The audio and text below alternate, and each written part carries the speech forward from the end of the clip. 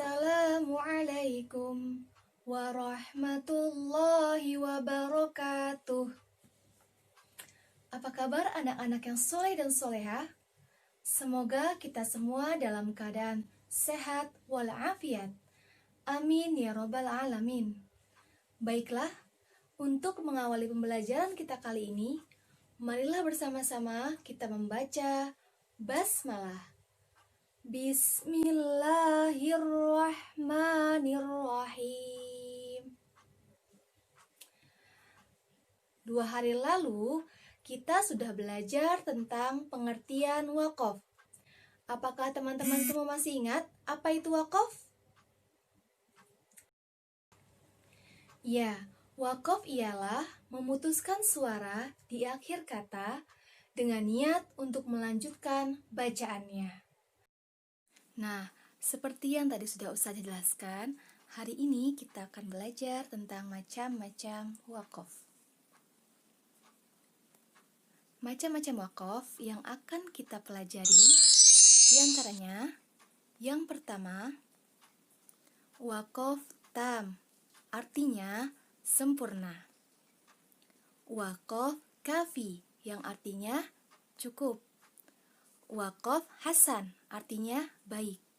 Dan wakaf qabih, yang artinya buruk. Tetapi, pada pertemuan ketiga kali ini, Ustazah tidak akan menjelaskan semua wakafnya ya.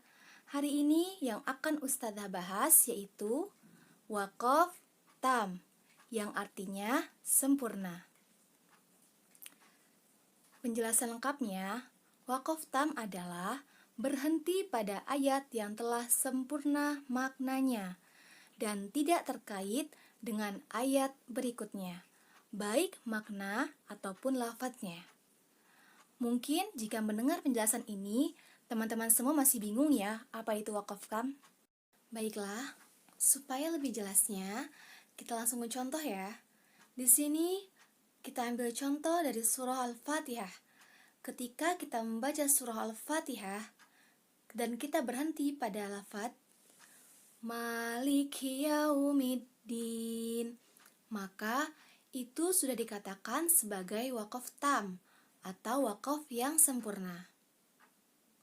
Kenapa? Karena surah Al-Fatihah sampai dengan ayat keempat itu menjelaskan tentang bentuk pujian kita kepada Allah.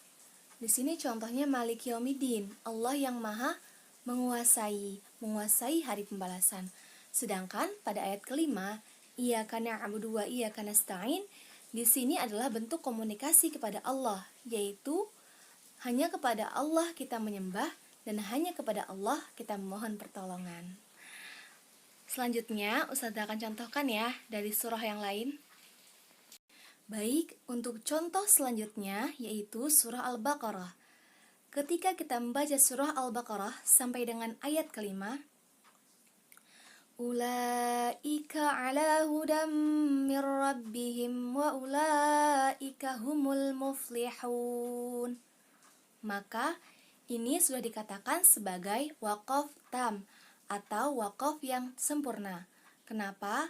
Karena sampai dengan ayat kelima ini menceritakan atau menjelaskan tentang orang-orang yang bertakwa dan ciri-cirinya.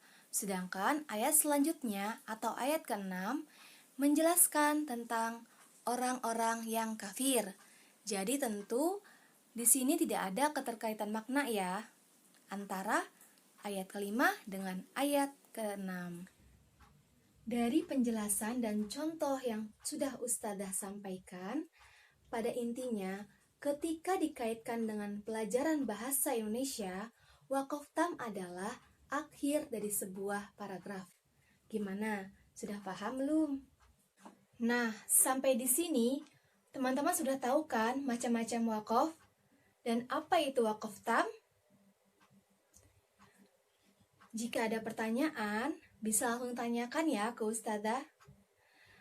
Untuk pertemuan selanjutnya, nanti kita akan membahas tentang wakaf kafi, wakaf hasan, dan wakaf qabih. Tunggu video selanjutnya ya. Pesan Ustazah, tetap semangat dalam belajar, walaupun teman-teman semua belajar dari rumah. Mungkin sampai di sini pertemuan kita kali ini. Kurang dan lebihnya mohon maaf. Kita akhiri dengan pembacaan hamdalah. Alhamdulillahi Rabbil Alamin. Wassalamualaikum warahmatullahi wabarakatuh.